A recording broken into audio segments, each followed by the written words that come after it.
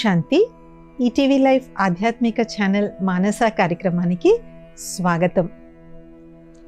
ఆధ్యాత్మిక మార్గంలో నడుస్తున్న వారైనా, నడవాలి అనుకుంటున్న వారైనా తప్పకుండా ఒక విషయం అయితే తెలిసే ఉంటుంది. అదే ఏంటి? స్వచ్ఛత. భగవంతుడికి అన్నిటికన్నా ఇష్టమైనటువంటిది ఏంటి అంటే స్వచ్ఛమైన మనసు. అందుకే మనం శివలింగం పూజ చేసినప్పుడు శివాలయంలో అన్నీ కూడా మారేడు దళాలు కావచ్చు, బిల్వపత్రాలు కావచ్చు, అవన్నీ ఏమి పెద్ద ఎక్స్పెన్సివ్ కాదు. కానీ ఆ పరమాత్ముడు, నిరాకారుడు, శివ పరమాత్ముడు చూసేటువంటిది ఏంటి?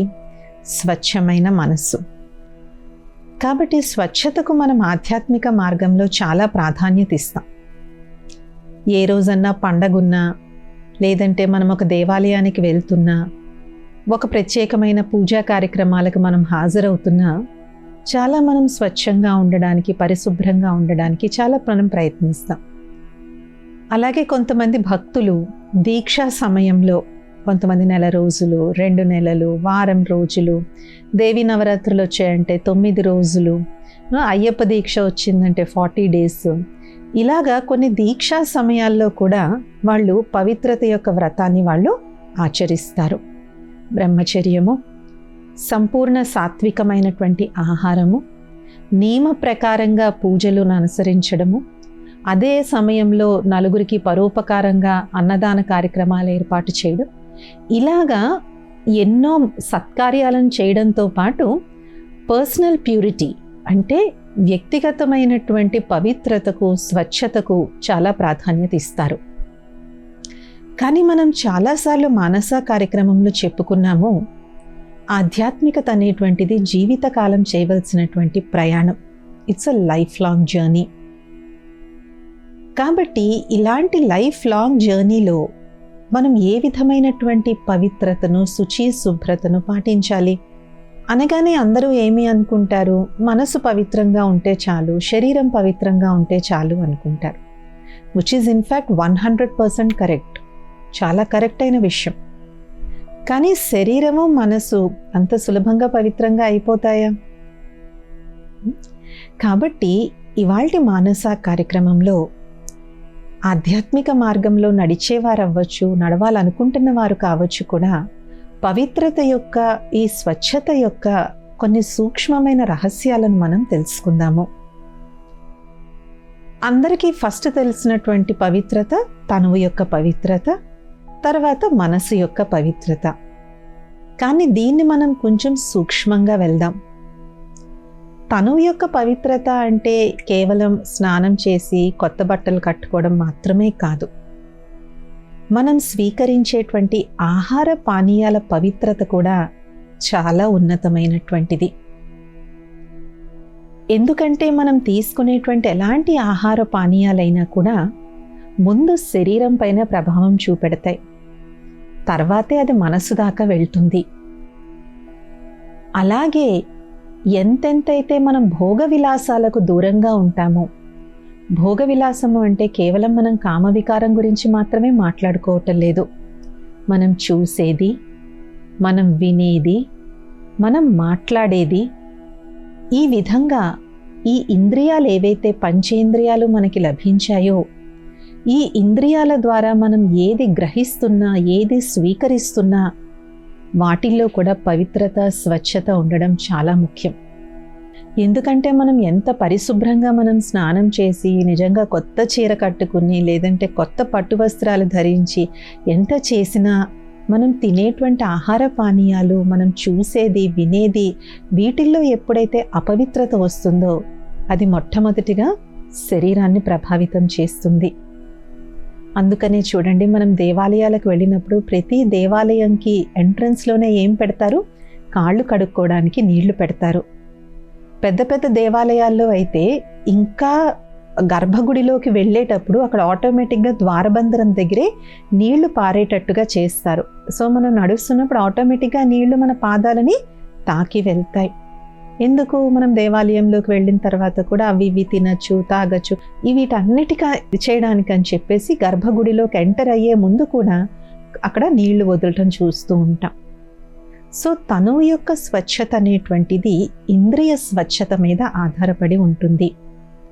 మన కర్మేంద్రియాలను మనం ఎంత స్వచ్ఛంగా ఉంచుకుంటామో అప్పుడే అది తనువు యొక్క స్వచ్ఛత అవుతుంది. దురదృష్టవశాత్తు మనం చూస్తూ ఉంటాము, దేవాలయంలో దేవుడి దర్శనం కోసం లైన్లోనే నిలిచి ఉంటుంటారు, కానీ మొబైల్లో రకరకాలైనటువంటి అపవిత్రమైన అశుద్ధమైనటువంటివి చూస్తూ ఉంటారు. ఒకప్పుడు లైన్లో నిల్చుంటే గోవింద గోవింద అని, హరే రామ హరే కృష్ణ, జై శ్రీరామ్ జై శ్రీరామ్, జై వీర హనుమాన్ అని ఈ విధంగా చక్కగా ఆ భగవంతుని యొక్క నామస్మరణతో ఆ లైన్లో అంతా నిల్చునేవారు. కానీ ఇప్పుడు దేవుడి దగ్గరికి వెళ్ళే వరకు కూడా ఏదో ఒక విషయాలు చూస్తూనే ఉంటారు. ఒక్కొక్కసారి అవి వికారి అశ్లీలమైనవే కాకపోవచ్చు, కానీ మన బుద్ధిని మాత్రం ఆ దేవుడి నుంచి భ్రమింపచేస్తున్నాయి. మన ఏకాగ్రత దేవుడి మీద లేదు, దైవ దర్శనం మీద లేదు, ఆధ్యాత్మిక చింతనలో లేదు. మొబైల్లో మనం కామెడీ చూడొచ్చు, వంటల ప్రోగ్రాములు చూడొచ్చు, ఏమన్నా చూడొచ్చు, కానీ మనం అక్కడికి వెళ్ళిన పర్పస్ ఏంటి? దైవ దర్శనం. ఆ లైన్లో నిల్చున్న గంట సేపు అయినా సరే మనం భగవంతుడి యొక్క స్మృతిలో ఎప్పుడైతే ఉంటామో అప్పుడే మనం ఎప్పుడైతే ఆ విగ్రహం ముందుకు వెళ్ళి నిల్చుంటామో ఒక అలౌకిక అనుభూతి అనేటువంటిది కలుగుతుంది. కాబట్టి మనం ఒక దేవాలయానికి వెళ్ళినా, ఒక పూజా కార్యక్రమానికి వెళ్ళినా, ఒక ఆధ్యాత్మిక కేంద్రానికి వెళ్ళినా కూడా కేవలం నేను తనువును శుభ్రం చేసుకున్నానా లేదా అనే దానికన్నా ముఖ్యమైనటువంటిది, అది ఎలాగా అందరమూ చేస్తాము, నేను నా ఇంద్రియాలను కూడా స్వచ్ఛంగా ఉంచుకున్నానా, నా ఇంద్రియాలతో కూడా నేను ఏ విధమైనటువంటి చెడును స్వీకరించకుండా నేను పవిత్రంగా ఉన్నానా లేదా అని చూసుకోవడం చాలా చాలా ముఖ్యం. రెండవది మనసు యొక్క స్వచ్ఛత అని చెప్పుకుంటాం. అంటే ఏంటి? మనసు యొక్క స్వచ్ఛత అంటే ఏంటి అసలు? మంచిగా ఆలోచించాలి అని అనుకుంటాం, కానీ దానంతటదే మంచిగా మనం ఆలోచించగలమా? మనసు యొక్క స్వచ్ఛత అనేటువంటిది ఇంకా లోతైనటువంటి విషయం. మనసు యొక్క స్వచ్ఛతలో మొట్టమొదటి వచ్చేటువంటిది మన సంకల్పాల స్వచ్ఛత. మన సంకల్పాలు ఏవైతే 5 వికారాలకు దూరంగా ఉంటాయో అవే స్వచ్ఛమైన సంకల్పాలు. ఎంతెంతైతే వాటిల్లో నిర్వికారీతనం, కామ క్రోధ లోభ మోహ అహంకారాలకి దూరంగా ఉంటాయో ఆ సంకల్పాలే పవిత్రమైనటువంటి స్వచ్ఛమైన సంకల్పాలు. కానీ మనం దీన్ని కూడా సంపూర్ణ స్వచ్ఛత అని అనలేం.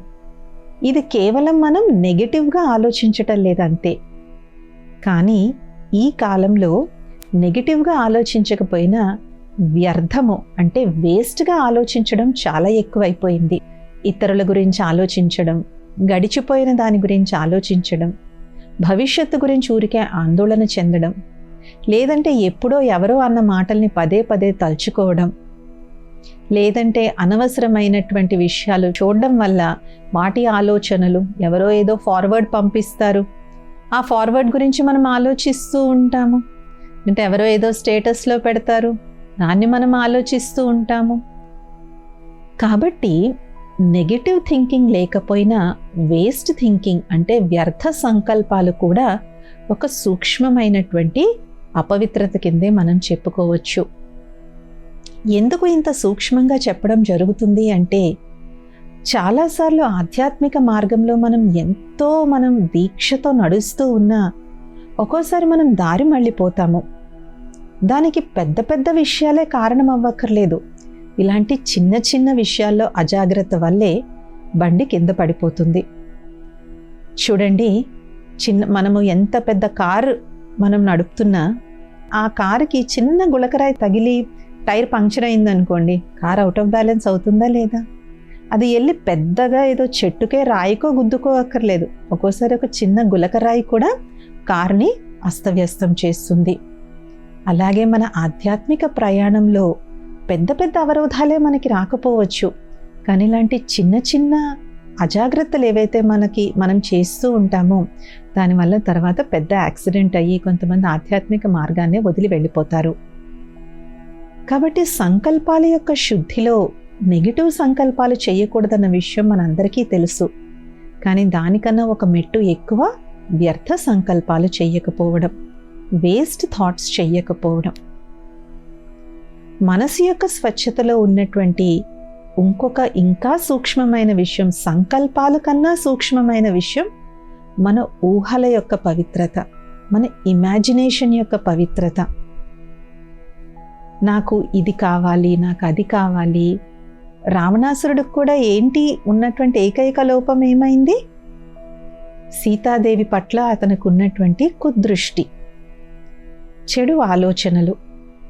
అదేవిధంగా మన ఊహల్లో కూడా పవిత్రత అనేటువంటిది ఉండడం చాలా ముఖ్యం. భలే మనం స్థూలంగా ఏ విధమైనటువంటి అపవిత్ర కార్యం చెయ్యకపోవచ్చు, కానీ మన ఇమాజినేషన్స్లో అంటే మన ఊహల్లో కానీ అపవిత్రత ఉందనుకోండి, ఊహలు సంకల్పాల కన్నా సూక్ష్మమైనటువంటివి. ఆ ఊహల్లో ఉన్న అపవిత్రత సంకల్పాల్లోకి వస్తుంది. అక్కడ మనం ఆకపోకపోతే అది ఇంద్రియాల వరకు కనిపిస్తుంది. అందుకనే అంటారు, ఊహలు ఏవైతే ఉన్నాయో పేకమేడల్ లాంటివి అని అంటారు. పేకమేడలు చాలా బాగుంటాయి, కానీ చిన్న గాలి వచ్చినా కూడా అవి పడిపోతాయి.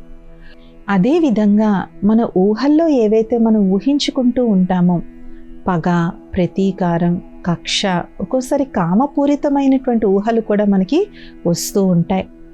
ఇవన్నీ కూడా మానసిక అపవిత్రతకు ఒక ఆస్పెక్ట్ లాంటివి. ఇది కూడా మానసికమైనటువంటి అపవిత్రత. మూడవది మన ఎమోషన్స్ యొక్క ప్యూరిటీ. ఎమోషన్స్ యొక్క ప్యూరిటీ అంటే ఏంటి అంటే మన భావనలలో కూడా స్వచ్ఛత. ఎవరి పట్ల అయినా సరే మనకి చెడు భావన కానీ ఉన్నట్లయితే, చెడు ఫీలింగ్ కానీ ఉన్నట్లయితే, చెడు అంటే ఇక్కడ రెండు రకాలుగా అవ్వచ్చు. ఒకటి, వాళ్ళ పట్ల ఆకర్షణతో కూడుకున్నటువంటి చెడు వ్యామోహం యొక్క భావన ఉండొచ్చు, లేదంటే వాళ్ళకి ఏదన్నా చెడు జరగాలి అనేటువంటి భావన కూడా ఉండొచ్చు. రైట్? వాళ్ళకి ఇలా అయిపోవాలి, వాళ్ళకి అలా అయిపోవాలని అనుకోవచ్చు. లేదంటే ఈ కాలంలో మనం చూస్తూ ఉన్నాము, చాలా వివాహేతర సంబంధాలు వస్తూ ఉన్నాయి. వివాహేతర సంబంధాలు ఇప్పుడు స్త్రీ పురుషులు అనేటువంటి తేడా లేకుండా వివాహేతర సంబంధాలు వస్తూ ఉన్నాయి. ఎందుకు? ముందు అది ఎక్కడ స్టార్ట్ అయింది? వాళ్ళ భావనల్లో స్టార్ట్ అయింది. వేరే స్త్రీ పట్ల, వేరే పురుషుడి పట్ల వాళ్ళ మనసులో ఒక భావన, ఒక కామపూరితమైనటువంటి భావన మొదలైంది. ఒక్కొక్కసారి చూస్తూ ఉన్నాం, అది ఎంత తీవ్ర పరిణామాలకు వెళ్తుందో కూడా మనం ప్రతిరోజు పేపర్లో చూస్తూనే ఉన్నాం. అది మరణం వరకు, హత్యల వరకు వెళుతుంది. కాబట్టి భావనలు, ఫీలింగ్స్, ఎమోషన్స్ అనేటువంటివి థాట్స్ కన్నా చాలా పవర్ఫుల్.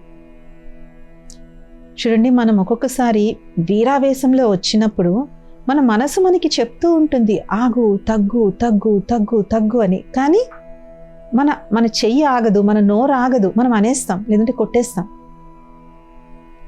అంటే మన సంకల్పం మనకి చెప్తుంది, ఇది తప్పు, నువ్వు ఆపు, నువ్వు కంట్రోల్ చేసుకో అని. కానీ ఆ ఎమోషన్ మనల్ని ఎంత ఓవర్ పవర్ చేస్తుంది అంటే మనం చెయ్యన్నా ఎత్తుతాం, మాటన్నా వదిలేస్తాం. కాబట్టి ఎమోషన్స్ అనేటువంటివి అంత స్ట్రాంగ్ ఫోర్స్ ఉంటాయి. కాబట్టి మన భావనలలో స్వచ్ఛత. దీనికి పరమాత్ముడు చెప్తారు, శుభ భావన, శుభ కామన. మనం ఎవ్వరికి ఏమీ ఇవ్వక్కర్లేదు. ఒక్కోసారి మనం ఇచ్చే పొజిషన్లో ఉండకపోతాం. ఒకవేళ మనం ఇవ్వాలి అనుకున్నా పక్క వాళ్ళు తీసుకునే పొజిషన్లో ఉండొచ్చు. కాబట్టి భగవంతుడు చెప్పేది ఏంటి అంటే, మీరు ఎవరిని చూసినా, వాళ్ళు మీకు మిత్రులు అవ్వచ్చు, శత్రువులు అవ్వచ్చు, వారి పట్ల ఒక మంచి ఆలోచన చెయ్యండి, ఒక శుభ భావన పెట్టుకోండి. ఏదైతే వీరు మనసులో నాపై క్రోధం ఉందో, పగ ఉందో, ప్రతీకారం ఉందో అది చల్లారి వాళ్ళకి మనశ్శాంతి దొరకాలి, దానివల్ల నాకు కూడా మనశ్శాంతి దొరకాలి అని.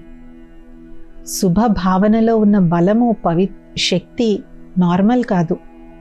It is very very strong. ఎలాగైతే చెడు భావన అనేటువంటిది మనకి ఉద్రేకంలోకి తీసుకొని వచ్చి మన చేత తప్పుడు పనులు చేయిస్తుందో, శుభ భావన అనేటువంటిది కూడా మనల్ని మంచి పనులు చేయడానికి అంతకన్నా ఎక్కువగా ప్రేరణ ఇస్తాయి.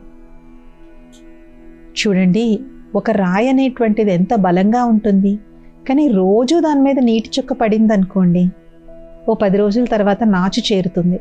ఇంకో 10 రోజుల తర్వాత అక్కడ చిన్నగా ఆ రాయి కరుగుతుంది. ఇంకా అలా పడే కొద్దీ ఏమవుతుంది? పెద్ద గొయ్యే ఏర్పడుతుంది. మనం చేసేటువంటి శుభభావన ఆ నీటి చుక్క లాంటిది. భలే వారిలో ఒక రోజులో చేంజ్ రాకపోవచ్చు, 2 రోజుల్లో చేంజ్ రాకపోవచ్చు, కానీ మన శుభ భావన, or positive emotions, or benevolent emotions ఏవైతే ఉన్నాయో ఆ వైబ్రేషన్స్ మనకి తెలియదు, వాళ్ళకి తెలియదు, కానీ ఆ వైబ్రేషన్స్ మెల్లగా వాళ్ళని తాకుతాయి. తాకి తప్పకుండా వారిలో పరివర్తన అనేటువంటిది తీసుకుని వస్తుంది. దాది జానకి గారు, వారి గురించి మనం చాలాసార్లు మానస కార్యక్రమంలో ప్రస్తావన చేశాం. దాది జానకి గారు ఎప్పుడూ అనేవారు, నేను చేసేటువంటి సేవ ఏంటి అంటే అందరి పట్ల శుభభావన ఉంచుకోవడం. ఇదే నేను చేసే పెద్ద సేవ. ఎందుకంటే ఈ కాలంలో అందరికీ జ్ఞానం చాలా ఎక్కువ ఉంది, నాలెడ్జ్ అపరిమితంగా ఉంది, కానీ లేనిదేంటి? శుభభావన. అందుకని దాది అనేవారు, నేను అందరి పట్ల, నేను ఎవరిని చూసినా వాళ్ళ పాత్ర ఏదైనా కావచ్చు, వాళ్ళ రోల్ ఏదైనా కావచ్చు, కానీ నేను మాత్రం వాళ్ళ పట్ల శుభభావన పెట్టుకుంటాను. ఎందుకంటే ఎప్పుడైతే నాకు శుభభావన అనేటువంటిది పోతుందో అప్పుడు నేను అపవిత్రంగా అవుతాను, నాలో స్వచ్ఛత అనేటువంటిది తగ్గిపోతుంది. కాబట్టి సంకల్పాల పవిత్రత, మన ఊహల యొక్క పవిత్రత, మూడవది మన ఎమోషన్స్ యొక్క పవిత్రత. దీనికన్నా సూక్ష్మమైనటువంటివి, ఎందుకంటే ఈ మూడు కూడా మన కాన్షియస్ మైండ్తో చేసేటువంటివి. మన థాట్స్ అయినా, మన ఇమాజినేషన్ ఊహలైనా, లేదంటే మన ఎమోషన్స్, మన భావనలైనా మనం చేతనమైన మనసుతో చేసేది. కానీ దీనికన్నా సూక్ష్మమైనటువంటిది స్వప్నాల్లో పవిత్రత, మన డ్రీమ్స్లో ప్యూరిటీ.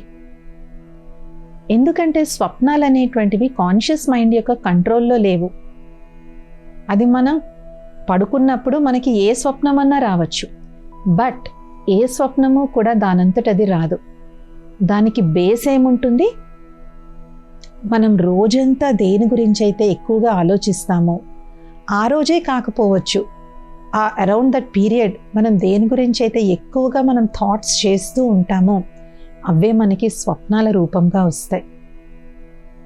కాబట్టి స్వప్నాల్లో పవిత్రత అనేటువంటిది very high stage of purity. అంటే స్వప్నాల్లో కూడా వాళ్ళకి అపవిత్రత అనేటువంటి థాట్, ఏ రకమైన వికారీ థాట్ అనేటువంటిది స్వప్నంలో కూడా రాదు. అందుకే ఆధ్యాత్మిక జీవన శైలి ఏదైతే ఉందో, తెల్లవారుజామునే లెగిసి యోగ సాధన చేయడం, సాత్విక ఆహారం తీసుకోవడం, ఆధ్యాత్మిక సాహిత్యాన్ని చదవడం, ఆధ్యాత్మిక విషయాలను వినడం, వాటిని ప్రచారం చేయటం, ఎప్పుడైతే మన యొక్క దినచర్య అనేటువంటి దాంట్లో మనం ఆధ్యాత్మికతను కలిపేస్తామో అప్పుడు మనసు లోతుల్లో ఏవైతే వికారాలు ఉన్నాయో, ఏవైతే వికారీ సంకల్పాలు ఉన్నాయో, వికారీ జ్ఞాపకాలు ఏమైతే ఉన్నాయో అవన్నీ తుడిచిపెట్టుకుపోయి మన స్వప్నాలు కూడా పవిత్రంగా అవుతాయి. చాలామంది అడుగుతారు, మేము సాత్విక ఆహారం తింటేనే ప్యూరిటీ ఉన్నట్ట, మాకు సాత్విక ఆహారం తినకపోతే మాకు ప్యూరిటీ లేదన్నట్ట అంట. అలాగని కాదు, కానీ దీంట్లో కూడా స్టేజెస్ ఉంటాయి, దీంట్లో కూడా డిగ్రీస్ అనేటువంటివి ఉంటాయి. ఎంతైతే మనం ఆధ్యాత్మిక జీవన శైలిని మనం అవలంబిస్తామో, అలాగ అవలంబించమన్నారు అని చెప్పి మన పనులు అన్నీ వదిలేసి వచ్చేయమని కాదు. మనకి ఏవైతే భగవంతుడు బాధ్యతల్ని ఇచ్చారో, రోల్స్ అండ్ రెస్పాన్సిబిలిటీస్ని ఇచ్చారో వాటిని నిభాయిస్తూ కూడా మనం స్పిరిచువాలిటీని దాంట్లో ఎలాగైతే మనం సమ్మేళనం చేసేస్తామో అప్పుడు మన లైఫ్ ఏదైతే స్పిరిచువల్ లైఫ్ అవుతుందో అప్పుడు మన సంకల్పాలు, మన భావనలు, మన ఊహలు, మన స్వప్నాలు కూడా చాలా పవిత్రంగా తయారవుతాయి. ఎందుకు స్వప్నాల్లో పవిత్రత అనేటువంటిది ఎందుకు కావాలి అని అంటే, ఎప్పుడైతే మనం స్వప్నాల్లో కూడా మనకి పవిత్రత ఉంటుందో మనం ఆధ్యాత్మికతలో చాలా హై స్టేజ్కి వెళ్ళినట్టుగా మనల్ని మనం గుర్తించుకోవచ్చు. అంటారు కదా, స్వప్నంలో కూడా ఎవరికి హాని తలపెట్టరు అని అంటారు. కాబట్టి ఆ విధంగా పరమాత్ముడు ఏదైతే పవిత్రత అని చెప్తారో దీనికి చాలా చాలా ఆస్పెక్ట్స్ అనేటువంటివి ఉన్నాయి. స్వప్నాల యొక్క పవిత్రతను సాధించడానికి కావలసినటువంటిది ఆధ్యాత్మిక జీవన విధానం. తర్వాత ఉన్నటువంటి పవిత్రత సంబంధాల్లో పవిత్రత. మనం అనుకోవచ్చు సంబంధాల్లో పవిత్రత ఏంటి అని. ఎక్కడైతే సంబంధాల మధ్యలో మోహం ఎక్కువ ఉంటుందో ఆ సంబంధం ఏమవుతుంది? దుఃఖానికి దారితీస్తుంది. దుఃఖం అంటే ఏంటి? అపవిత్రత. అపరిశుభ్రత. సో సంబంధాల్లో ఉండవలసినటువంటిది స్వచ్ఛమైన ఆత్మిక ప్రేమ, కానీ మోహం కాదు. ఆ మోహం యొక్క వికృత రూపమే ఏమవుతుంది? పొజెసివ్నెస్. వీళ్ళు నాకే చెందాలి, నాకే దక్కాలి అనేటువంటి ఒక రకమైనటువంటి పొజెసివ్నెస్. ఇవన్నీ కూడా ప్రేమ అనేటువంటి మభ్యంలో మనం ఉంటాం. అదే మనం ప్రేమ అనుకుంటాం, కానీ అది ప్రేమ కాదు. ప్రేమలో పక్కవాళ్ళు బంధింపబడిపోయి ఊపిరి కూడా సలపలేనట్టుగా ఫీల్ కాకూడదు. ప్రేమలో ఎవరైతే ఉన్నారో ఆ వ్యక్తులు వాళ్ళు చాలా ఫ్రీగా ఉండాలి. ఈ ప్రేమ కేవలం ఒక యువతి యువకుల మధ్య ఉండాల్సిన అవసరం లేదు. తల్లిదండ్రులు పిల్లలు అవ్వచ్చు, ఒక విద్యార్థి ఒక టీచరు అవ్వచ్చు, సంబంధం ఏదైనా కావచ్చు. కానీ దాంట్లో ఎప్పుడైతే మోహం అనేటువంటిది వస్తుందో అప్పుడు ఆ సంబంధం అనేటువంటిది ఏమవుతుంది? అందులో ఎక్కడో ఒకక్కడ దుఃఖం పొందేటువంటి అవకాశం ఉంటుంది. రెండు సంబంధాల్లో ఉండేటువంటి ఇంకొక పొరపాటు స్వార్థం. స్వార్థం కోసం మనం ఫ్రెండ్షిప్స్ చేయడం, స్వార్థం కోసం మనం రిలేషన్షిప్స్ పెట్టుకోవడం. ఈ విధంగా స్వార్థంతో ఎప్పుడైతే మన యొక్క సంబంధాలు ఉంటాయో అవి కూడా ఇన్ ద లాంగ్ రన్ ఏదో ఒక దుఃఖానికి అవి దారితీస్తాయి. కాబట్టి సంబంధాల విషయంలో మనం ఏం చెప్పుకుంటాము అంటే, సంబంధాలు పెట్టుకోవాలి, మనం అందరినీ ఇది చేయకూడదు. కానీ దీనికి ఒక సామెత ఉంది హిందీలో, కిసీకో భీ నహీ భూలో కిసీకో భీ యాద్ నహీ కరో. ఎవరిని మర్చిపోకూడదు, అలాగని ఎవరు ప్రత్యేకంగా గుర్తుకు రాకూడదు. దీన్నే మన సనాతన ధర్మంలో వసుదైక కుటుంబం అని చెప్పడం, గాయనం చేయడం జరిగింది. యూనివర్సల్ బ్రదర్హుడ్ అని అంటారు. అందరూ సమానమైనటువంటి వారే. భలే మనకి వాళ్ళకి ఉన్నటువంటి రుణానుబంధంతో ఈ జన్మలో వాళ్ళు మనకి భార్యో భర్తో లేదంటే పిల్లలు తల్లిదండ్రిగాను మనకి ఒక పాత్ర నటిస్తున్నారు. ఎప్పుడైతే మనకి అవగాహన అనేటువంటిది ఉంటుందో అప్పుడు మోహం అనేటువంటిది కాకుండా స్వచ్ఛమైన ఆత్మిక ప్రేమ అనేటువంటిది ఉంటుంది. ఇప్పటి వరకు మనం చాలా సూక్ష్మమైన విషయాల గురించి, పవిత్రత విషయం మనం చర్చించుకున్నాం.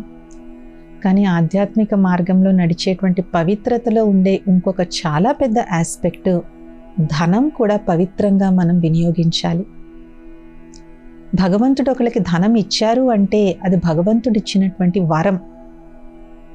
ఆ ధనం ద్వారా మనం అనేకులకి సేవ చేయడానికి మనకి లభించినటువంటి ఒక నిధి అది.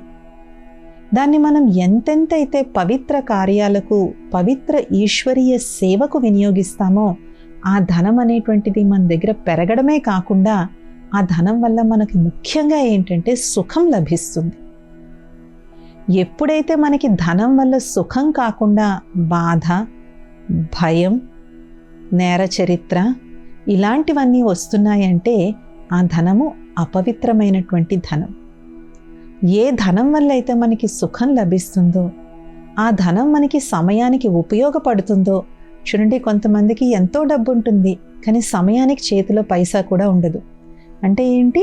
ఆ ధనం అనేటువంటిది వాళ్ళకి అచ్చి రాలేదు అనుకుంటే అది అచ్చి రాకపోవడం కాదు, ఆ ధనానికి మనకి ఉన్నటువంటి కర్మ సంబంధం అనేటువంటిది పాజిటివ్గా లేదు, నెగిటివ్గా ఉన్న కారణంగా బ్యాంకులో ఎంత డబ్బున్నా సమయానికి మనకి ఇది రాదు.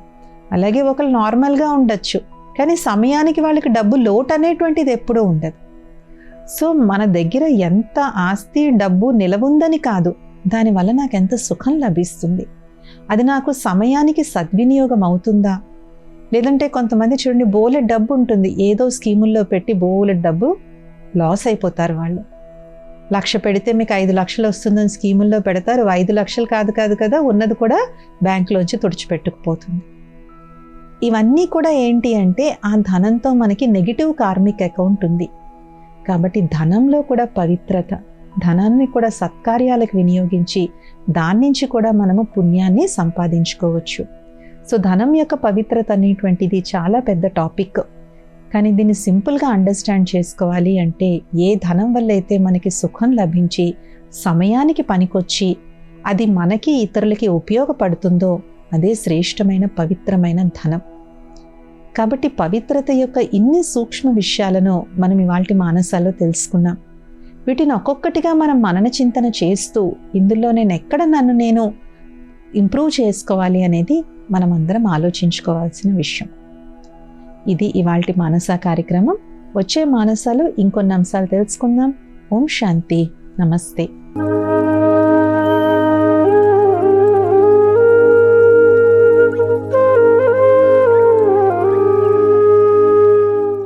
ఈ కార్యక్రమాన్ని తిరిగి చూడాలనుకుంటే www.youtube.com/@ETV Life Spiritual లో చూడవచ్చు.